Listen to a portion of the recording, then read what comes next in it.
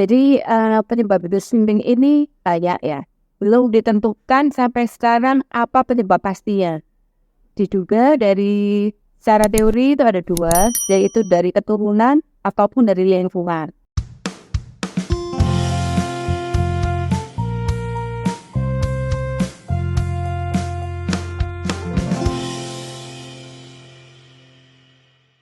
Salam perspektif baru untuk Anda pemirsa acara ini di media sosial YouTube dengan nama pun Perspektif Wimar TV. Saya Hayat Mansur selaku host, senang sekali kembali menjumpai Anda dengan membahas topik-topik yang menarik. Tentu saja dari sudut pandang yang jernih. Sahabat perspektif baru, setiap keluarga pasti menginginkan, pasti mendambakan memiliki buah hati yang lahir dalam kondisi baik dan sempurna. Namun, terkadang ada beberapa bayi yang lahir dengan kondisi kelainan bawaan berupa bibir sumbing. Nah, kondisi bayi dengan bibir sumbing ini harus menjadi perhatian kita semua. Ini karena data dari Kementerian Kesehatan menunjukkan di Indonesia ada sekitar 7.500 kasus bayi baru bibir sumbing setiap tahunnya. Ini masih cukup tinggi. Dan apa dampaknya terhadap bayi dan perkembangan generasi muda Indonesia ke depannya?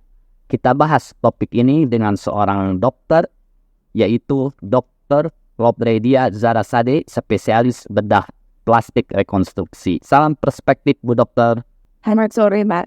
Iya, sore. Wajar ini memang kita lakukan di sore hari. Dan Bu Dokter, kita akan membahas mengenai bayi dengan kondisi bibir sumbing sesuai dengan keahlian Anda sebagai dokter spesialis bedah plastik rekonstruksi. Bu Dokter, seperti data yang kami dapat bahwa kasus bibir sumbing di Indonesia ini masih tergolong tinggi. Ada sekitar 7.500 kasus baru bayi lahir dengan kondisi bibir sumbing. Nah, apa sih penyebab bayi bisa lahir dalam kondisi bibir sumbing? Karena di sebagian masyarakat kita ada yang percaya bahwa ini mistis. Tapi saya yakin ini ada penjelasan dari sisi medisnya. Jadi penyebab bibir sumbing ini banyak ya. Belum ditentukan sampai sekarang apa penyebab pastinya. Diduga dari secara teori itu ada dua, yaitu dari keturunan ataupun dari lingkungan. Dari lingkungan bisa karena faktor gizi, biasanya karena kekurangan asam folat yang banyak disebut. Asam folat itu dia akibatnya mempengaruhi kondisi ke daerah kepala kraniofacial. Kemudian bisa karena radiasi atau bisa karena infeksi bisa karena dari virus, kemudian dari bakteri, kemudian dari zat-zat kimia. Mungkin kalau yang rumahnya di sekitar ada paparan dari zat kimia dari pabrik atau dan lain sebagainya. Yang paling banyak dicurigai itu bisa dari lingkungan atau dari keluarga. Nah, dari segi faktor lingkungan atau keturunan atau keluarga ini, apa faktor pemicu yang paling berperan besar dalam terjadinya bayi lahir dengan kondisi bibir sumbing? Ya, itu masih belum diketahui secara pasti kan. Kita hanya menduga-duga mesti disebabkan oleh ini, disebabkan oleh ini. Tetapi kalau dari faktor keturunan, biasanya kalau dengan kondisi yang orang tuanya mempunyai bibir sumbing, nanti anak lahirnya sekitar berapa persen yang ada hitungannya. Kalau anak pertama bibir sumbing, anak kedua risiko sumbingnya sekitar 25%. Nah, Bu, apakah bayi dengan kondisi bibir sumbing ini sudah diketahui sejak dalam kandungan? Sebenarnya kalau sekarang ada teknologi dengan USG ya. Kalau kita biasanya kalau di perkotaan kita langsung hamil setiap berapa bulan di USG. Biasanya sudah mulai tampak sekitar 20 minggu itu sudah mulai tampak. Karena pembentukan bibir itu 12 minggu kehamilan. Setelah itu kalau misalnya wajahnya sudah terbentuk, bisa kelihatan kalau dari USG. USG 4 dimensi biasanya. Nah, ini kan bibir sumbing ini ada faktor keturunan, juga ada faktor lingkungan. Nah, apa upaya yang harus dilakukan keluarga Indonesia ketika mengharapkan bayi yang lahir itu dalam kondisi bibirnya sempurna, tidak terjadi bibir sumbing? Apa asupan gizi yang harus diperhatikan? Ya, baik. Ini memang dari PR seluruh dunia ini. Kita untuk mengatasi permasalahan tentu kita harus tahu penyebabnya ya. Penyebabnya kan juga masih di luar juga. Tapi untuk penyebab yang bisa kita lakukan, mungkin dari gizinya harus sehat ya, terhindar dari infeksi penyakit misalnya yang biasa dicurigai bisa dari toksoplasma, rubella dan lain sebagainya itu. Kemudian mengetahui secara diri kalau dia hamil, karena pembentukannya pun di pertama, jadi dari awal dia tahu dia hamil, dia sudah minum vitamin untuk mendukung mencegah terjadinya bibir sumbing, misalnya sekolah, makan gizi yang baik dan lain sebagainya. Nah, itu kan upaya kita mencegah. Nah, ketika seorang keluarga mempunyai bayi yang lahir dalam kondisi bibir sumbing, bagaimana cara penanganannya, Bu Dokter? Ya, ini jadi yang pertama kali keluarga harus ditenangkan dan dia harus bisa menerima secara psikologis ya, menerima kalau anaknya dalam kondisi gini dan harus siap untuk pengobatan selanjutnya. Karena kalau tidak menerima nanti langkah selanjutnya akan susah dia, karena dia denial ya, dia menghindar, anaknya tidak disekolahkan atau dia pindah ke suatu daerah terpencil, malu dan sebagainya. Jadi harus keluarganya disadarkan dulu bahwa ini bisa kita tangani. Jadi bibir sumbing ini bisa bibir, kemudian kena ke gusi dan ke langit-langit. Kadang-kadang susah minum. Jadi kita ajari untuk bagaimana bayi itu minum. Biasanya bidannya yang ajarin. Jadi minumnya tidak boleh dalam posisi tidur, harus duduk. Setelah itu tahapan operasi. Tahapan operasi umur 3 bulan, kalau kondisinya sudah memungkinkan, 3 bulan bisa mulai operasi bibir. Dia 1 tahun operasi langit-langit dan berikutnya sampai umur 17 tahun. Bu Dokter, apa sih dampak dari komplikasi ketika bayi memiliki bibir sumbing? Apakah akan bisa menimbulkan penyakit-penyakit lainnya ketika belum dioperasi ya? Pertama, kalau kita kenanya hanya bibir aja, mungkin dia minumnya tidak bisa sempurna ya, mungkin masih ada yang menetes. Kemudian, tapi kalau dia kena ke langit-langit, langit-langit itu lebih fungsinya untuk bicara. Kalau dia tidak dioperasi umur 1 tahun, dia terlambat operasi, suaranya akan jadi sengal. Suara sengal ini sangat mengganggu untuk masa depannya. Dia susah untuk bersosialisasi, cari kerja, dan lain sebagainya. Kemudian penyakit-penyakit yang bisa timbul, bisa karena ada celah di langit-langit, bisa kena ke gangguan telinga, bisa telinganya bisa infeksi. Kemudian kalau langit-langitnya nggak dioperasi, minumnya bisa tumpah keluar lewat hidung. Terus efek-efek yang lain, pertumbuhan gigi dan wajahnya jadi tidak sembuh. Oke, Bu Dokter, ini penyakit atau kondisi bibir sumbing ini memiliki komplikasi ke beberapa penyakit lainnya ketika tidak ditangani dengan operasi. Nah, ketika bayi yang baru lahir, katakanlah umur 1-3 bulan, itu kan belum memungkinkan untuk dioperasi. Nah, apa yang harus dilakukan oleh keluarga yang memiliki bayi dengan kondisi bibir sumbing seperti pemberian makan, perawatannya dan sebagainya? Jadi untuk operasi umur 3 bulan saatnya dia beratnya harus 5 kilo. Jadi ibunya kalau bisa memberi makan yang sesuai agar beratnya mencapai 5 kilo dan juga kadar hemoglobin darahnya harus full. Jadi bayinya harus kondisi optimal, sehat, beratnya 5 kilo dan HB-nya 10 serta anaknya tidak sakit. Itu yang harus disiapkan oleh ibunya. Jadi feedingnya, makannya harus. Nah, ketika belum dilakukan operasi, bagaimana cara merawat bayi dengan bibir sumbing ini, Bu? Sebenarnya kalau bayi 0-3 bulan itu yang penting adalah feeding ya, makannya. Jadi gimana caranya memberi makan. Kadang-kadang kalau karena bibirnya celah gitu atau langit-langitnya celah, tidak bisa menghisap menelan. Jadi ada botol khusus untuk anak-anak dengan kelainan sumbing ini, terutama sumbing langit-langit. Ada yang dotnya panjang sehingga bisa langsung masuk, atau pakai dot yang pakai sendok. Atau kalau nggak ada dot sendok juga pakai yang dot sendok murah kok harganya, bisa terjangkau oleh semua orang. Nggak sampai 50.000 ada, udah 100.000 ada. Nah, Bu Dokter, apakah pengobatan bayi dengan bibir sumbing ini satu-satunya hanya melakukan operasi? Apakah ada cara lain? Iya, karena dia ada kelainan anatomi, jadi yang bisa dilakukan untuk memperbaiki harus dioperasi. Kita perbaiki bentuknya, otot-ototnya kan tidak nyambung, kita sambung, kemudian kita tutup. Kalau cara lain tidak ada. Oke, karena tidak ada cara lain harus ke dokter. Nah, ke dokter mana seorang keluarga yang mempunyai bayi bibir sumbing ini untuk berobat? Ke dokter umum biasanya ya. Nanti oleh dokter umum akan dirujuk ke dokter bedah plastik untuk dilakukan operasi. Jadi urut-urutannya harus ke dokter umum dulu, tidak langsung bisa ke dokter bedah plastik, Bu Dokter. Bisa kalau langsung. Tapi kadang tidak tahu harus kemana gitu ya, bisa ke dokter umum nanti dirujuk. Tapi kalau pakai BPJS itu kan harus rujukan dari vaskes tingkat 1 dulu. Nah, vaskes tingkat 1 minta rujukan untuk ke rumah sakit yang lebih tinggi. Nah, mungkin salah satu kendala dari keluarga yang mempunyai bayi bibir sumbing adalah masalah biaya untuk operasi ya. Nah, apakah operasi bibir sumbing ini membutuhkan biaya yang besar? Sebenarnya bibir sumbing ini ditanggung oleh BPJS. Jadi semua operasi bibir sumbing bisa ditanggung oleh BPJS, jadi gratis, jadi harus mengurus BPJS. Kemudian yang kedua, sekarang banyak sekali yayasan yang melakukan operasi gratis bibir sumbing. Saya rasa sudah banyak di seluruh Indonesia, dan misalnya di Indonesia Timur tidak ada, biasanya kita dari Jawa yang pergi ke tempat-tempat di sana untuk melakukan operasi bibir sumbing secara gratis. Dan kalau di tempat saya tidak hanya operasi saja, kita ambil datanya, kita follow operasi sampai operasi selanjutnya. Nah, Bu Dokter, operasi bibir sumbing ini apakah cukup sekali atau beberapa kali sampai bibirnya kondisi baik sempurna? Ya, baik. Jadi umur 3 bulan itu operasi bibir.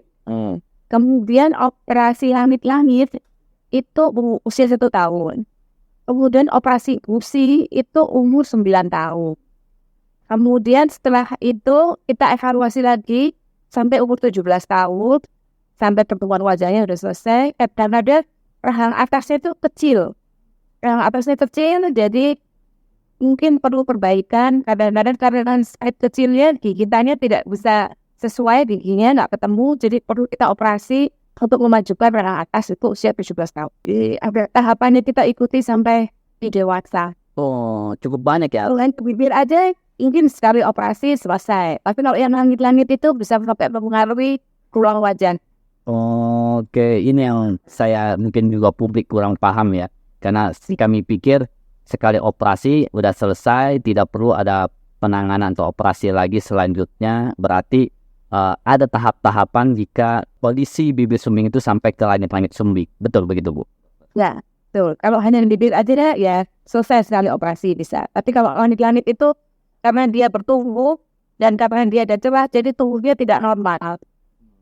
Jadi kadang-kadang tidak sampai pertumbuhannya tidak normal, mengecil, jadi mungkin perlu operasi lah. Nah, Bu Dokter, ini kan tadi disebutkan bahwa kondisi bayi bibir sumbing ini di Indonesia dalam tanda kutip masih tergolong tinggi karena dilaporkan masih ada sekitar 7.500 bayi baru setiap tahunnya dengan kondisi bibir sumbing. Nah, ini tentu saja penanganannya membutuhkan partisipasi semua pihak, termasuk tadi Bu Dokter telah mengatakan bahwa ada banyak yayasan yang melakukan operasi bibir sumbing untuk membantu saudara-saudara kita yang memiliki bayi dengan kondisi bibir sumbing. Nah, apakah dengan adanya dukungan ini itu berhasil mengurangi atau misalnya meningkatkan semua 7.500 bayi itu berhasil dioperasi semuanya? Jadi seperti tadi di awal bahwa penyebabnya sendiri belum diketahui. Jadi sekian kita operasi sudah baik, tapi tetap ada lahir lagi karena penyebabnya kan belum tahu, jadi ya masih ada.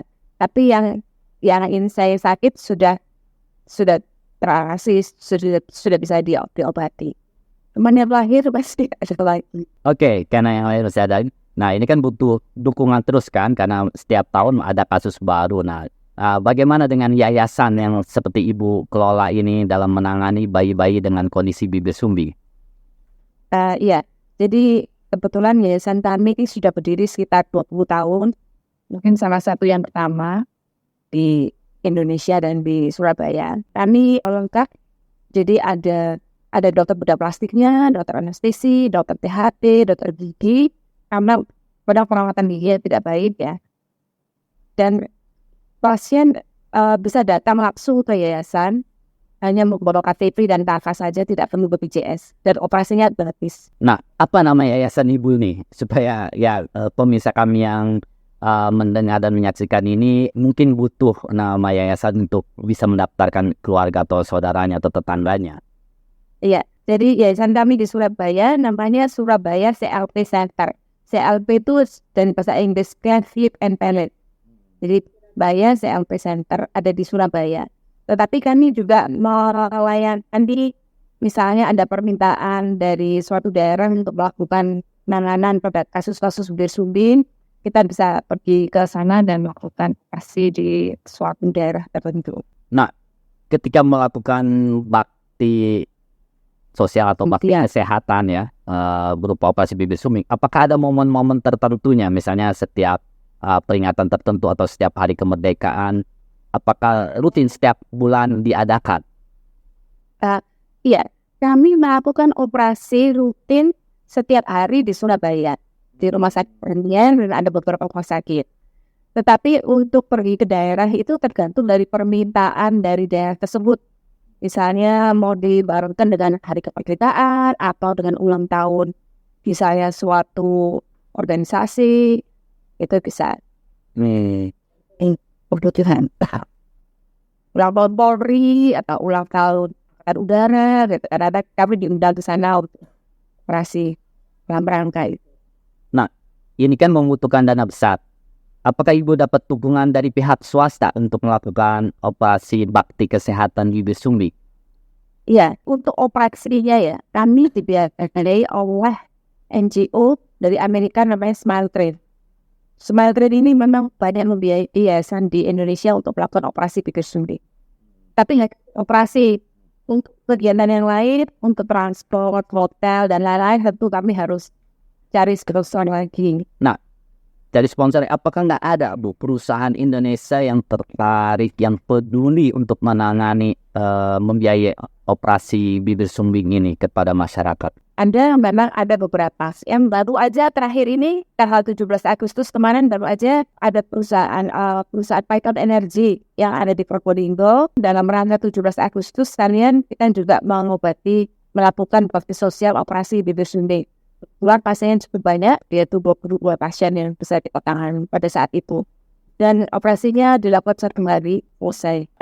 Terima kasih karena semua fasilitas sudah disediakan dari Python, dari rumah sakit dan hasil transportasi dan juga akomodasi. Nah, itu cukup banyak juga Bu ya, bayi dengan kondisi bibir sumbing sampai 22 itu apakah hanya dari kota Probolinggo yang bakti kesehatan yang dilakukan oleh tadi perusahaan Python Energy itu?